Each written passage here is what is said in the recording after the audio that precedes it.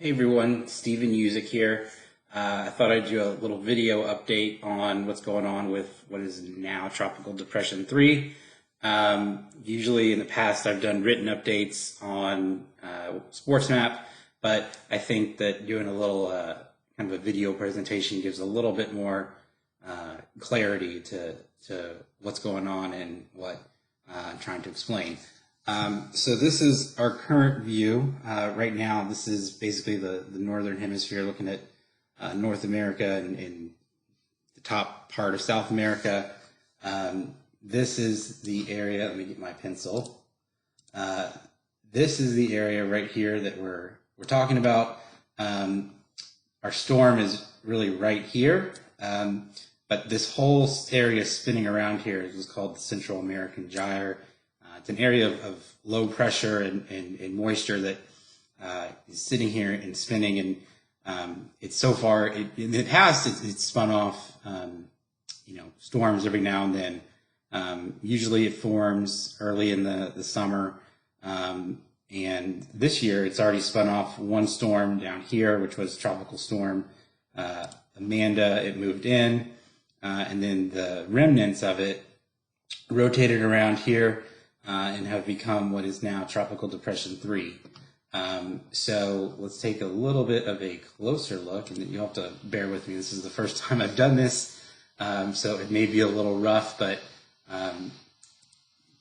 let's just try to make the best of it.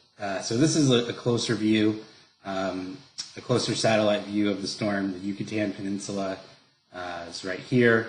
You can see it spinning around here. And what I want to point out is it's really pretty organized for where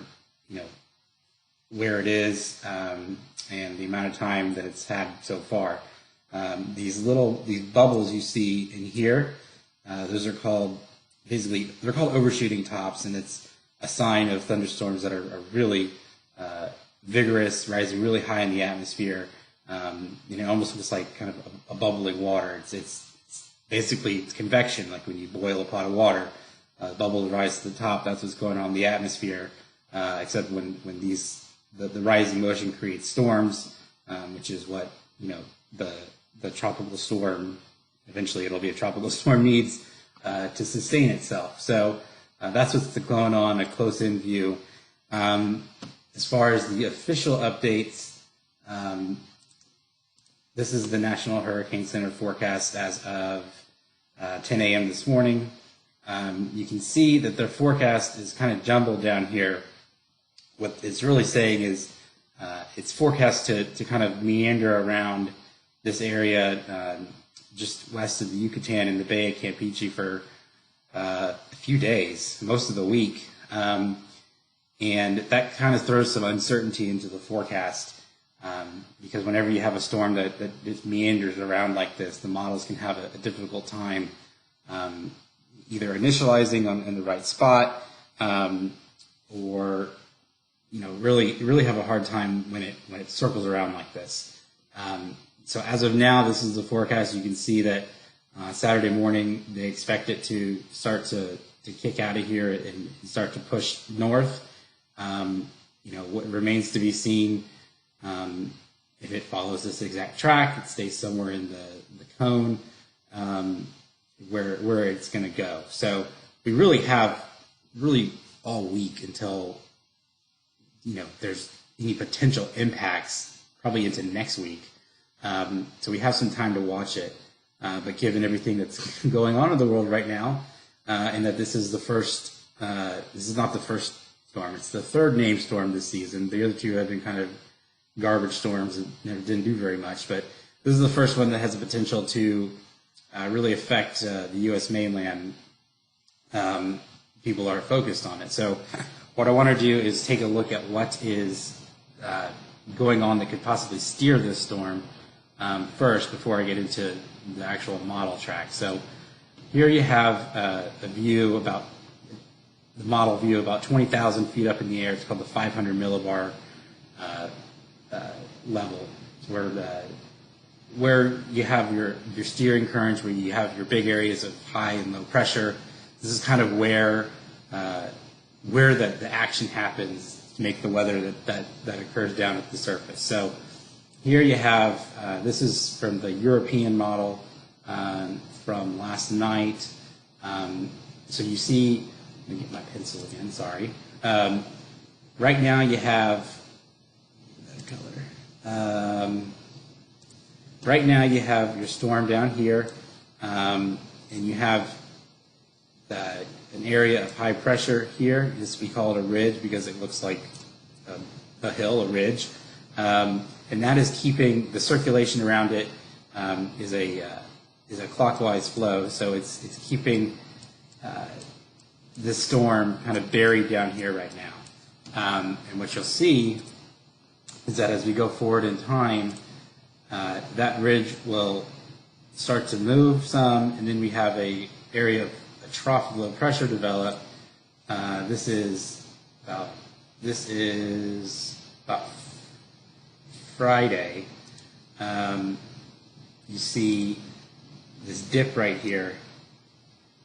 That trough starts to tug on the storm down here and draw it out of the Bay of Campeche into the central Gulf of Mexico. And then as we go forward a little more, Friday into Saturday, you see this swirl right here start to, this is the new area of high pressure that if you've been listening to the forecast that we're talking about, this is going to be the main steering mechanism for this storm once it comes out into the Gulf. This area of high pressure is going to start moving this way and act as almost a block to this storm. So it's going to run up against this ridge and then have to flow west. Now the question is how fast this ridge builds in over here will determine whether the storm either makes it to land before it can build in. That would lead to a landfall, Louisiana on eastward. If this builds in, a good deal before the storm gets this far north, then it's going to push it further west. As you can see, the airflow around it is in a clockwise fashion. So I'll move forward a little bit more, and you can see how the ridge moves over. The ridge moves over, and you have your storm down here. So the European model from last night wants to pull the storm in around the Texas-Louisiana border. Again, that's not for sure what's going to happen. It's just a model example that I wanted to show you for give you an idea of what's really steering this storm. Now going on to the models, we'll see like this is the European model from last night. This is a view of vorticity, which is spin in the atmosphere. If you've got a tropical storm, you obviously have a lot of spin. So that's our storm right there. And like I said, this model wants to pull it in to the Texas-Louisiana border-ish area around Sunday night. Again, this is the European model. It's very well regarded when it comes to tropical activity. This is the American model. It kind of gets, people kind of bag on it during tropical season, but it is useful. It does get it right a lot of the time, but at times it can lag a little bit behind the European. I'm not in a position to say which one is right now. They're both tools to look at since we're so early in the game. This model, as you see, has a storm down here, and then it actually pulls it inland back over Mexico because it's rotating again around this, it's called the gyre, and then swings the storm back out on Friday night over the Yucatan, sends it into the Gulf, and then this one sends it into central Louisiana as probably a strong tropical storm, not quite a hurricane. But as you can see with this solution, we're left mostly dry from this storm. So we wouldn't get, it drags it a little further west because it bumps up against what I said about high pressure. But overall impacts for us on this kind of solution would be rather minimal. And I just got an update that the playing in the storm right now, the Hurricane Hunter, they've decided to upgrade it to Tropical Storm Cristobal. So now we're talking about Cristobal, which was totally expected. Okay, so the two models I showed you are from this morning, but I wanted to show you the trends over the past 5 model runs. The European runs every 12 hours. The American runs every 6 hours. So this is starting on May 29th. Looking back at the past, I think 5 runs from the European, you can see for 7 o'clock on Saturday where it said the storm would be. So you can see how it hasn't been totally consistent. It's been jumping around. Just to give you an idea that no one run is going to be the end-all be-all of what's going to happen. And then next one is going to be the GFS, same kind of deal. This is for 7 a.m. on Sunday, where it's predicted it would be the past 5 model runs going back to yesterday. You can see also jumping around a bit. Like I said, it's a lot of uncertainty, and this just shows that uncertainty. You can see, at one point the storm would be way down south. Now it wants to pull it all the way up toward the coastline at that one time. So like I said, there's a lot that remains to be seen. And because of that uncertainty, what we use a lot are called ensembles, which basically take the initial conditions and they're run, I think, 40, 50 times, but each one changes a condition slightly so that you have different variables, because obviously the atmosphere is very dynamic and things change.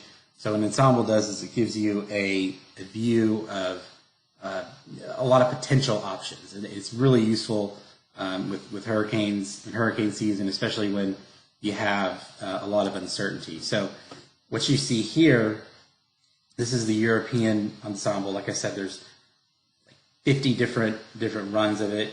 That's what all these little lines represent. They all represent one individual run with whatever conditions have been set. I'm trying to find a good color here that won't blend in too much. Let's see if white works. Nope. Sorry, you'll have to bear with me here. We're just going to go with red. So you see here, all this jumbled mess down here, that's the storm circling around. And this is what really can cause a problem with the models, because it gets all jumbled up and there's not a good answer where for the model to start running. And if you don't have good input, then you don't have good output.